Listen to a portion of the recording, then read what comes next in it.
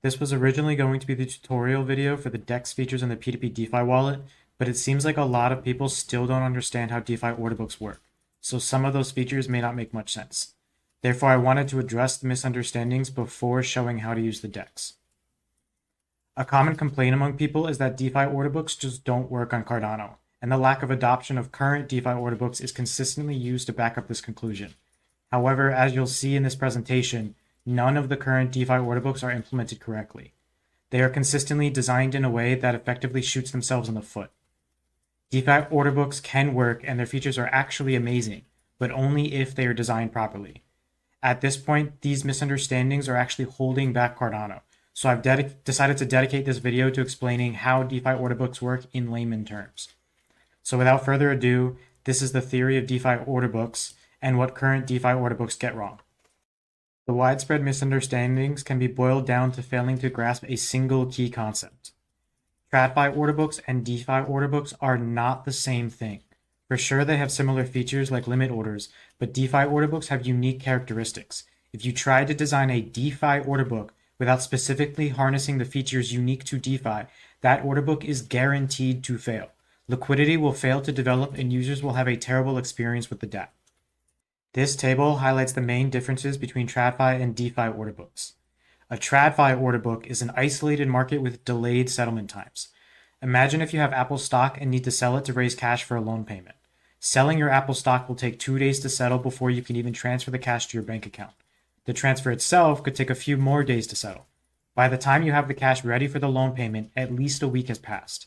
Meanwhile, a DeFi order book is composable with every market, even markets that don't exist yet. You can sell your Apple stock for cash and use the cash for the loan payment in the same transaction. The whole thing is finalized as soon as the transaction gets added to the blockchain. This direct composability with other markets makes things possible in DeFi that aren't possible in TradFi, and the near instant settlement eliminates any unnecessary counterparty risk. The last major difference is that the average person cannot interact with the TradFi order book directly. You must go through middlemen who may or may not take advantage of their privileged positions. If you want direct access to the TradFi order book, you ultimately need permission. DeFi order books are the exact opposite.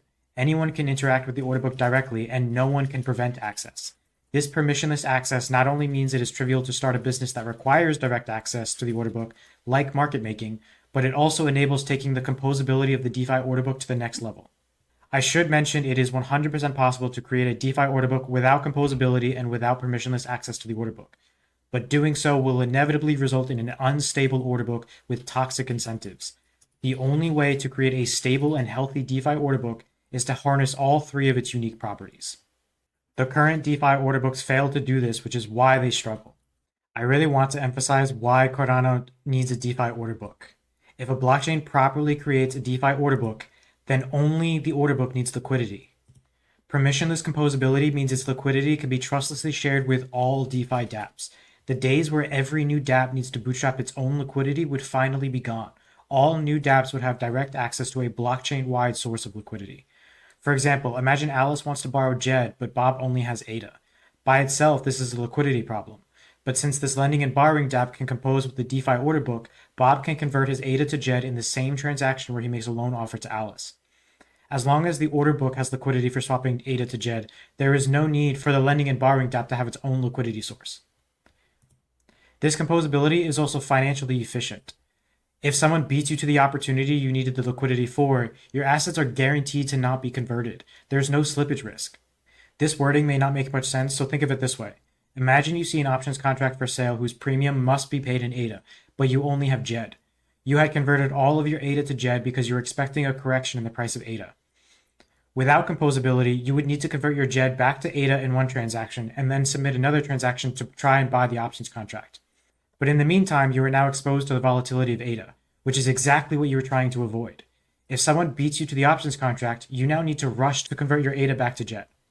This scenario is a mess. You expose yourself to the volatility of ADA and may not have even gotten the options contract in the end.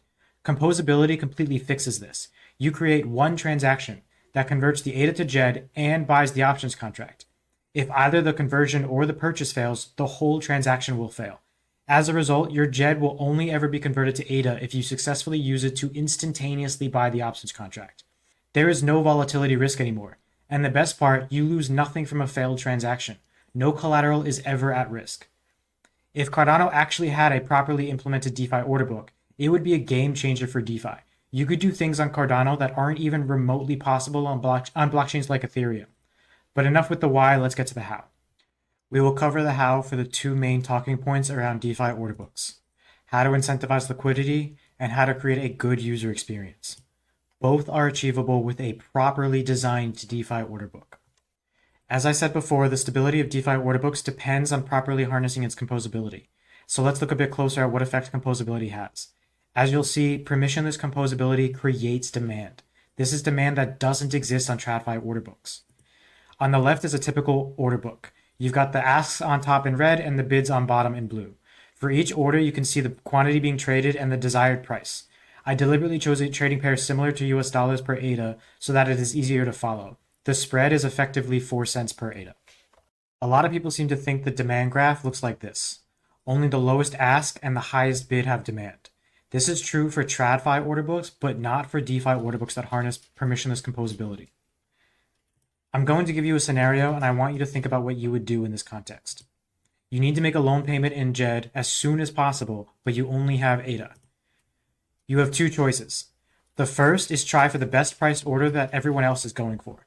Since you're trying to sell ADA, you're going after this bid here. Option 2 is deliberately choose a slightly more expensive order, since most users and bots won't be going after orders farther from the market price. So with option 2, you'd be choosing one of the lower three. What is the success rate for the first option? Since with this option, you would be competing with most other users and bots, the success rate is likely extremely small. It is probably less than 1%. But what about option 2? It depends on how much you are willing to pay up. This table gives some estimates of what you can expect. How many users and bots are looking to use a limit order 5% more expensive than the market price? Maybe only 70% of all users and bots. So let's say you have a 20% success rate if you pay up 5%. But what if you pay up 10%? How many users and bots will be looking to pay up 10%? If I had to guess, I'd say only 20% of all users and bots. So here, maybe your chance of success is 65%. But let's keep going. What if you pay up 15%? How many users and bots will you be competing with? Probably less than 1% of all users and bots. Your chance of success likely jumps to 99%. There are a few key takeaways from this. You pay a premium to avoid eUTxO contention. The size of the premium paid influences the transaction success rate exponentially, not linearly. Paying up another 5% can decrease the competition you face by 80 to 90%. Now that we have walked through that, let me reframe the question. What should you do? In this scenario, your priority is the loan payment. If you can't convert the ADA in time, you may miss the loan payment, which will hurt your credit score. The answer is option 2. You should try to swap with a more expensive order, so one of these three. So because the DeFi order book is permissionlessly composable with other dApps, the actual demand graph looks like this. The highest demand is near the market price, but it drops off exponentially as you move to more expensive orders. Just like how people are willing to pay up to satisfy an urgent need, users will pay up if they need an asset conversion ASAP. This demand requires a very specific environment to exist. It is very easy to design a DeFi order book that prevents it. Some example DApp designs that kill this demand is hard coding the DApp to not compose, no permissionless direct access to open orders, which prevents deliberately choosing more expensive orders, and requiring the use of batchers, even permissionless ones. Unless the batchers support your specific composition, you can't do it. Batchers of any kind create permissioned composability. Even if you need a governance proposal in order to add a new composition, that still stifles this demand. Including just one of these design choices in the DeFi order book is enough to kill this kind of demand. This brings us to the first issue with current DeFi order books. They are all designed in such a way where this demand can't exist. In order to naturally incentivize liquidity for the order book, you must tap into this demand. Since current DeFi order books don't even have this demand, there is no possible way for them to incentivize their own liquidity. They are forced to rely on liquidity pools to compensate. But if the DeFi order book actually does support this demand, then you can use liquidity swaps to naturally incentivize liquidity. These were first introduced as two-way swaps in my Cardano-Swaps README, but liquidity swaps has a nicer ring to it, so I'll be referring to them as liquidity swaps. So what are liquidity swaps? Liquidity swaps are perpetually reversible swaps, where each direction gets a separate limit price. If you set each price slightly above market rates, then you'll make money no matter which direction the swap gets executed in. Seeing an example will help, so let's go back to the basic order book. Taking ADA from the swap and depositing JED uses a conversion price of 92 cents per ADA. The swap's starting balance of ADA is 339 ADA. This is how it appears in the order book here. It appears as this ask. Taking JED from the swap, so going in the other direction, uses a conversion price of 81 cents per ADA. The starting balance of JED is 1,434 JED. This bid here is how the swap appears in the order book. It's converted to ADA. How much ADA are you willing to buy, just so that it's all in the same units. This is the same swap, but it appears on the order book twice, as long as it has the required asset to go in that direction. So if here it's selling ADA, but if it didn't actually have any ADA to sell, then it wouldn't appear on the ask side of the order book. So what if Alice buys 300 ADA from the liquidity swap by depositing JED? The order book would be updated accordingly. On this side, it would show that there's 300 ADA fewer available to sell. So before it was 339 ADA, now it's just 39 ADA. And on the bid side, it will show that there's an additional 276 JED available to buy ADA. So the total amount of ADA that could be bought by the swap has now increased.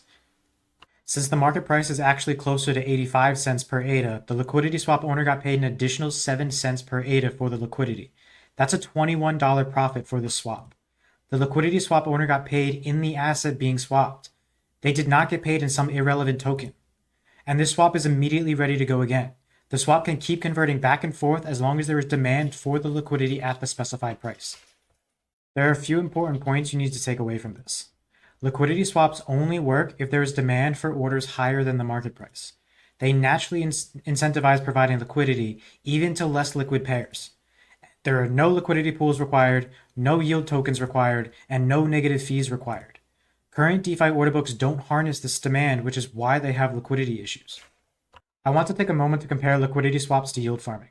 I'm only going to focus on yield farming, where the transaction fees from the DApp are shared proportionally with all owners of the yield tokens, because that seems to be the best method for using yield tokens to incentivize liquidity.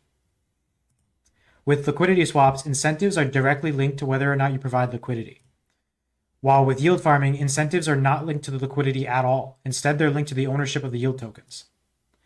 With liquidity swaps, rewards are proportional to the amount of liquidity you provide. If you provide only a little liquidity, you're only going to get a little of the rewards. But if you provide a lot of liquidity, then you'll get a lot of the rewards.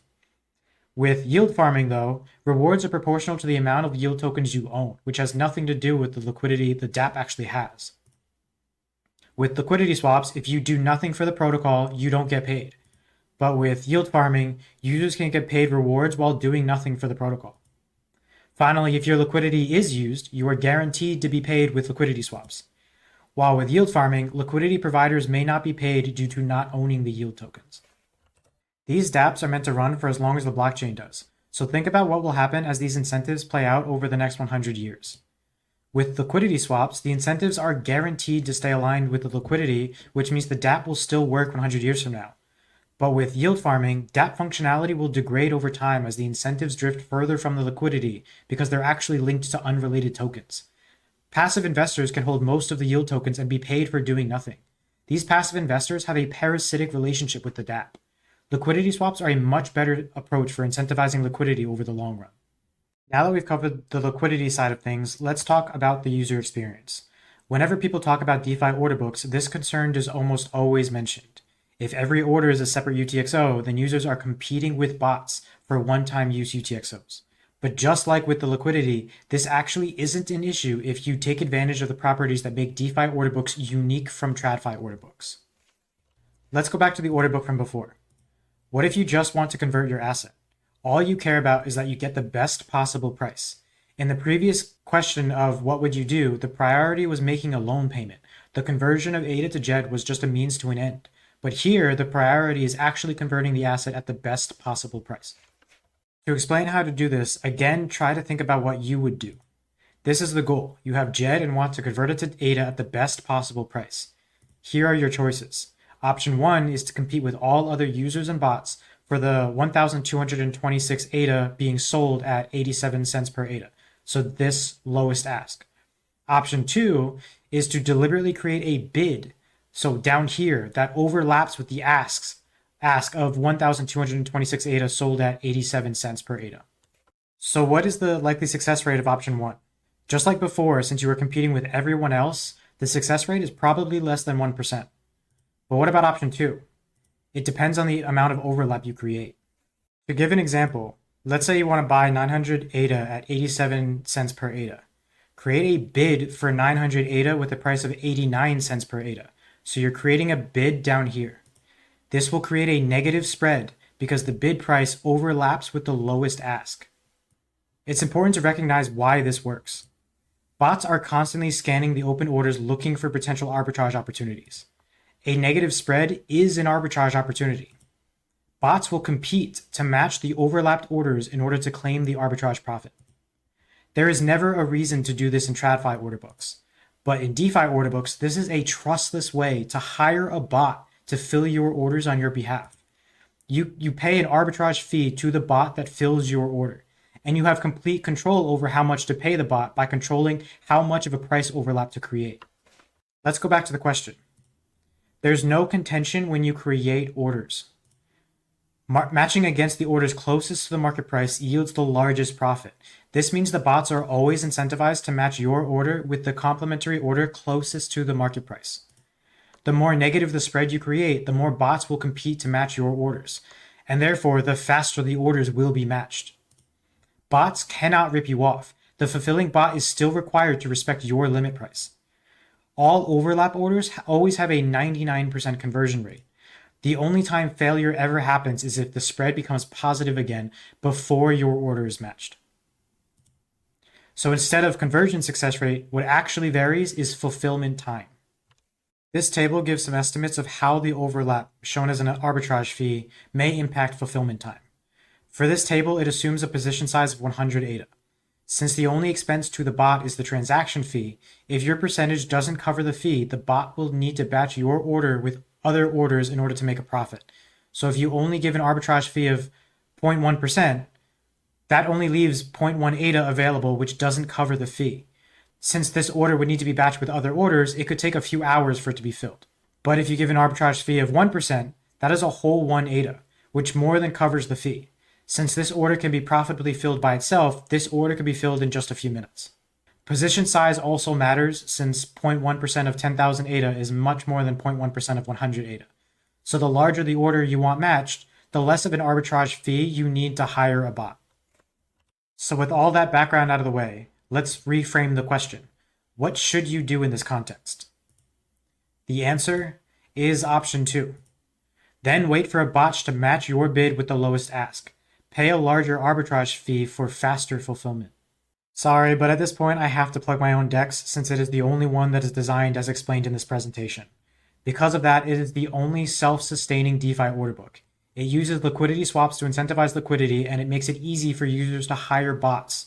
It doesn't need to rely on liquidity pools for anything. All other DeFi order books fail because they are just TradFi order book copycats. They fundamentally misunderstand the key concept. TradFi order books are not the same as DeFi order books. We need to start thinking about DeFi order books as separate applications in order to unlock the full potential of Cardano's DeFi. Please share this video as much as you can. I mean it when I say the misunderstandings around DeFi order books are literally holding back Cardano. How awesome would it be if new dApps immediately have access to the entire liquidity of the ecosystem? It would make launching DeFi dApps so much simpler. And the possible DeFi compositions would make Cardano's DeFi explode into an actual economy. The current siloed DApp ecosystem will look archaic in comparison.